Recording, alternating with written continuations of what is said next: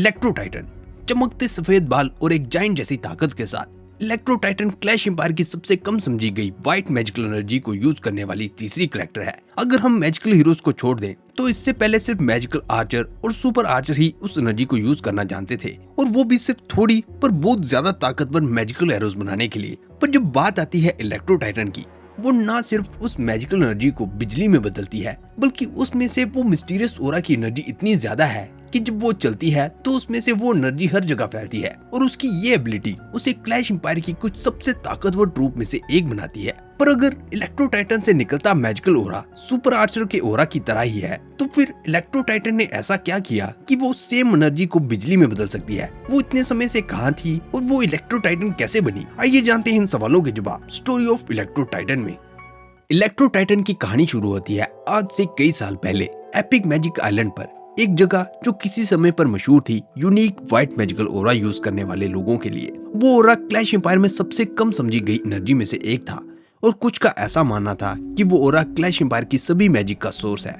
उसकी रेयरिटी के कारण उस समय में क्लैश एम्पायर में ऐसी अफवाह फैल गई, उस ऑरा को कंट्रोल करके एक बहुत ज्यादा पावरफुल वेपन बनाया जा सकता था, एक वेपन जो किसी भी डिफेंस को तबाह कर सकता था, और जिसके कारण उस आइलैंड के पास की डिस्ट्रिक्ट में उस आइलैंड को एक खतरे की तरह देखा जाने लगा। और जैसा कि हिस्ट्री की हर सिविलाइजेशन में देखा गया है, पावर और रिसोर्सेज पर कंट्रोल के लिए एक कभी न खत्म होने वाली वॉर चलती रहती है, और वो आइलैंड भी इस वॉर के कर्ज से बच नहीं पाया, और उस पर कंट्रोल के लिए क्लैन कैपिटल की एक इंडिपेंडेंट डिस्ट्रिक्ट ने उस आइलैंड के लोगों पर एक सरप्राइज अटैक कर दिया। और ऐसा नहीं था कि उस आइलैंड पर रहने वाले लोग कमजोर थे या फिर वो अपनी पावर को यूज करना नहीं जानते थे, बल्कि वो अपने टाइम के कुछ सबसे एडवांस नेशन में से एक था। पर अपने शांत स्वभाव के कारण उन्हें कभी रियलाइज नहीं हुआ कि कोई उन पर अटैक करने की सोच रहा था, और सरप्राइज अटैक के कारण वो खुद को डिफेंड करने के लिए बिल्कुल भी तैयार नहीं थे। और ऐसा माना जाता है कि उस दिन उस आइलैंड के साथ वो खास सफेद चमकती आंखों वाले लोग भी क्लैश एम्पायर की हिस्ट्री में खो गए थे। कम से कम सबको ऐसा लगता था, क्योंकि सभी का ऐसा मानना था कि मैजिक आइलैंड पर रहने वाले सभी लोगों की आंखें चमकती थी। पर यह बात पूरी तरह से सच नहीं थी, और उस वॉर के कुछ सर्वाइवर भी थे जो नेचुरली उस व्हाइट ऑरा को इस्तेमाल करना नहीं जानते थे। और ऐसी ही एक सर्वाइवर थी थिया नाम की यंग विलेजर, जो बिल्डर के साथ रहती थी।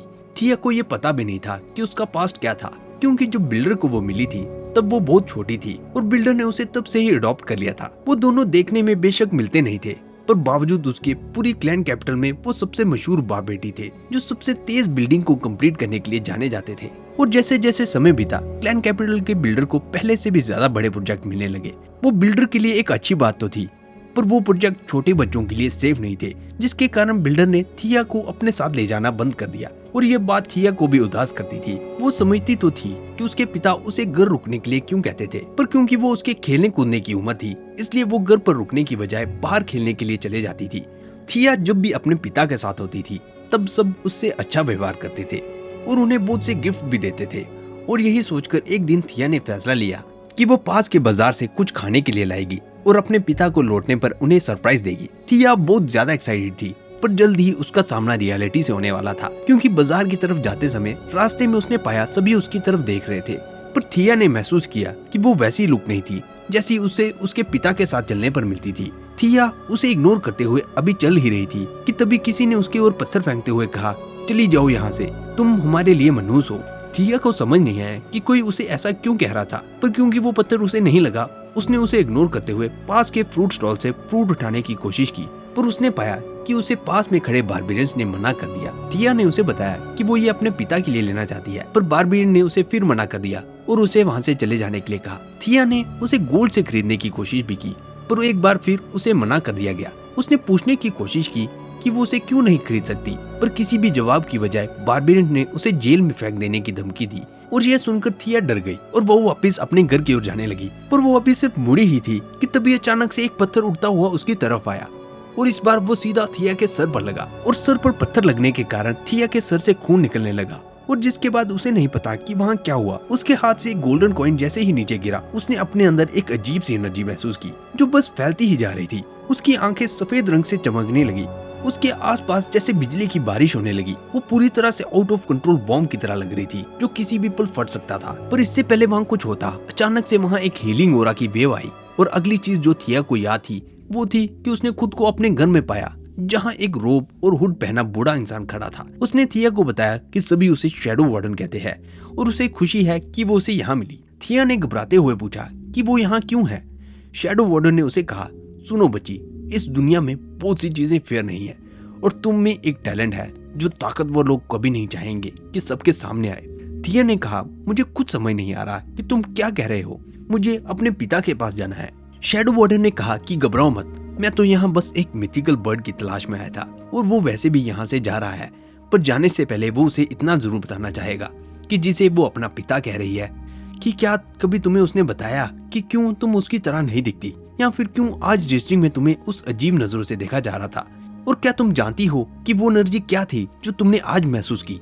और जाते हुए शैडो वार्डन ने उसे कहा, आज के इवेंट के बाद तुम्हारे मन में सवाल तो होंगे और अगर तुम उनके जवाब जानना चाहती हो तो आज शाम को शैडो लैंड में जाने वाला एक कारवन फॉरेस्ट साइड पर तुम्हारा इंतजार करेगा, आगे का फैसला तुम्हारा होगा। थिया अभी कुछ कहने ही वाली थी पर वार्डन वहाँ से पहले ही चला गया था। थिया को यह सुनकर कुछ समझ नहीं आ रहा था कि वो क्या करे। वो मानना चाहती थी कि ये सब झूठ था और उसने बिल्डर के साथ घूमने पर जो पहले कभी लोगों को अजीब लुक देते हुए देखा था वो सब उसका वहम था। पर वो ये भी जानती थी कि जब भी वो बिल्डर से पूछती थी कि वो कहाँ से आई थी, बिल्डर उसे हमेशा टाल देता था। और उससे भी बड़ी दुविधा ये थी कि जिस समय वो कार्बन जाने वाली थी उसके पिता का लौटने का समय भी लगभग सेम था। और जैसे जैसे समय बीत रहा था थिया पहले से भी ज्यादा बेचैन हो रही थी। वो अपने कैबिन से कार्बन को फॉरेस्ट के पास देख पा रही थी और वो ये भी जानती थी कि उसके पिता घर लौटने और उससे मिलने के लिए कितने एक्साइटेड होंगे। समय बीतता गया और दरवाजा खुलने की आवाज आई। बिल्डर ने खुशी में कहा कि मैं घर आ गया, पर बिल्डर की आंखों से आंसू गिरता है। थिया ने मैसेज छोड़ा था, मैं शैडो लैंड जा रही हूँ, मैं जानती हूँ आपने क्या किया था। थिया ने शैडो वार्डन की कार्बन को चुना था और जहाँ शैडो वार्डन ने थिया को उसकी सिविलाइजेशन की हिस्ट्री बताई और कैसे उनकी हार के पीछे का कारण कैपिटल हॉल के बिल्डर का हाथ था। इस बात ने थिया को इमोशनली इफेक्ट किया था और जिसके कारण वो अपने ऑरा को कंट्रोल नहीं कर पाती थी। वो तो सिर्फ वार्डन का मैजिक इफेक्ट था कि वो अपने मैजिक को कंट्रोल रख पा रही थी, नहीं तो कोई नहीं जानता कि उसका ऑरा क्या करता। वार्डन थिया को थिया कहने की बजाय उसे बताता था कि तुम कमजोर नहीं हो, तुम में टैलेंट है, तुम मेरी टाइटन हो, पर अगर तुम अपने इमोशंस को कंट्रोल नहीं कर पाई तो तुम कभी ताकतवर नहीं बनोगी। और इस इवेंट के बाद थिया अगले कई सालों तक शैडो वार्डन के साथ रही, जहां उसने वार्डन से बहुत सी नई चीजें सीखी और अपनी स्किल्स को भी बढ़ाया। पर अगर वो अपने व्हाइट ऑरा को अच्छे से कंट्रोल करना चाहती थी, वो जानती थी कि उसे अपने होमलैंड में जाना होगा। पर क्या ऐसी कोई जगह अब भी थी, ये बात कोई नहीं जानता था। पर एक चीज थी जो शैडो वार्डन जानता था और वो था कि थिया, जिसे वो टाइटन बुलाता था, उसकी व्हाइट ऑरा को सेंस करने की पावर में उसकी सोच से ज्यादा शक्ति थी। और जिस दिन से उसे वो मिली थी वो एक चीज सबसे ज्यादा ट्राई करना चाहता था, जो कि थी ओरिजिनल वार्डन की बुक ऑफ एवरीथिंग को ढूंढना। इसलिए उसने टाइटन को मनाया कि वो उसकी पावर से एक क्लैश यूनिवर्स ढूंढ सकता है जहां अब भी उसकी होमलैंड मिल सकती थी। टाइटन को नहीं पता था कि ऐसा कुछ हो भी सकता था, पर उसे वार्डन पर यकीन था। टाइटन के मानने के साथ शैडो वार्डन ने अपने प्लान का सबसे क्रेजियस्ट पार्ट शुरू किया। वो अपने शैडो लैंड को क्लैश यूनिवर्स में एग्जिस्ट करने वाले सभी क्लैश विलेज से जोड़ना चाहता था और सब कुछ उसके प्लान के अकॉर्डिंग चल रहा था। पर थोड़ी सी गलती के कारण वार्डन का स्पेल पूरी तरह से कंप्लीट नहीं हो पाया और पूरी शैडो लैंड की बजाय सिर्फ टाइटन और क्लैन कैपिटल दूसरे क्लैश वर्ल्ड में चला गया। और टाइटन एक ऐसे क्लैश विलेज में गिरी जहाँ क्लैश विलेज और रॉयल किंगडम एक साथ थी। टाइटन के लिए वो बिल्कुल ही अनजान जगह थी, पर इत्तेफाक से टाइटन जहाँ पहुंची थी वहाँ उसका सामना एक बैंडिट के ग्रुप से हुआ। और चीजों को इंटरेस्टिंग बनाते हुए यूनिवर्स के इतने सारे क्लैश विलेज के होने के बावजूद शैडो वार्डन ने एक ऐसे विलेज का पोर्टल खोला था जहां मैजिकल आर्चर का जन्म हुआ था। और वो मैजिकल आर्चर उस बैंडिट ग्रुप का लीडर भी था। उस मैजिक आर्चर को ये पता नहीं था कि वो टाइटन कौन थी, पर उसने उसके साथ एक अजीब कनेक्शन महसूस किया।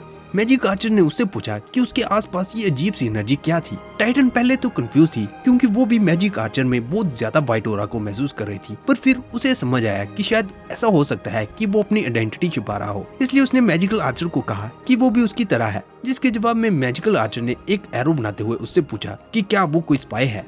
वो सिचुएशन बहुत ज्यादा कंफ्यूजिंग थी। टाइटन ने उसे अपना ऑरा दिखाते हुए कहा, रुको, मैं कोई दुश्मन नहीं हूँ, और उसे अपनी पूरी कहानी बताते हुए कहा कि वो बस अपनी होमलैंड को ढूंढ रही है। मैजिकल आर्चर, जिसे व्हाइट ऑरा जैसी किसी चीज के बारे में कुछ नहीं पता था, उसने टाइटन को बताया कि कैसे वो सिर्फ ध्यान लगाकर उस व्हाइट ऑरा को यूज करता है और उसे बताया कि वो एक जगह जानता है जहाँ उसने मैजिकल एरोस को बनाना सीखा था। टाइटन ये जानकर बहुत ज्यादा एक्साइटेड थी और उसने मैजिकल आर्चर को रिक्वेस्ट किया कि वो उसे उसकी तरह अपना मैजिक कंट्रोल करना सिखाए। मैजिकल आर्चर के लिए वो एक नई इंफॉर्मेशन थी, पर फिर भी वो मान गया।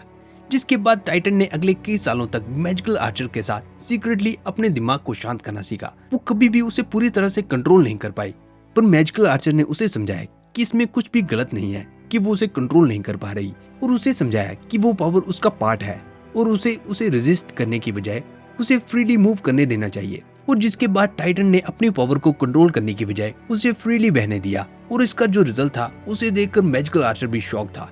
टाइटन के रास्ते में आने वाली हर चीज जिसे वो थ्रेट की तरह देखती थी वो पूरी तरह से तबाह हो जाती थी, और अपनी उस नई एबिलिटी के साथ टाइटन वापस अपने विलेज में जाना चाहती थी। पर मैजिकल आर्चर के पास उससे भी बढ़िया आइडिया था। उसने टाइटन को एल्विन नाम के विलेजर से मिलने के लिए कहा। उसे पता नहीं था कि वो क्या सोच रहा था, पर एल्विन ने टाइटन को कहा कि अपने घर पर लौटने के बजाय क्यों ना वो उसके घर को ही वहां ले आए। वो एकदम इम्पॉसिबल आइडिया था, पर थोड़ी सी रिसर्च और उस क्लैश विलेज के वाइट ओरा के रिजर्व से सुपर विजिट और बिल्डर ने न सिर्फ एंशिएंट मैजिक आइलैंड को वहां बनाया, बल्कि एक स्पेशल मेमोरी स्पेल से उसने टाइटन को उसके खोए हुए लोग जैसे कि मैजिकल क्वीन, किंग, वार्डन और चैंपियन में भी लाया। वो सब कुछ दिनों के लिए रहा था, पर टाइटन उस सब से इतना खुश थी, उसने फैसला लिया कि वो क्लैश विलेज में रहकर ही बिल्डर की मदद करेगी, और अपनी खतरनाक इलेक्ट्रिक पावर के कारण वो जल्द ही विलेज में इलेक्ट्रो टाइटन के नाम से जाने लगी। तो ये थी कहानी इलेक्ट्रो टाइटन की। आज की वीडियो में बस इतना ही दोस्तों, देखने के शुक्रिया। फिर मिलते हैं मजेदार वीडियो के साथ, देखने के शुक्रिया। फिर मिलते हैं।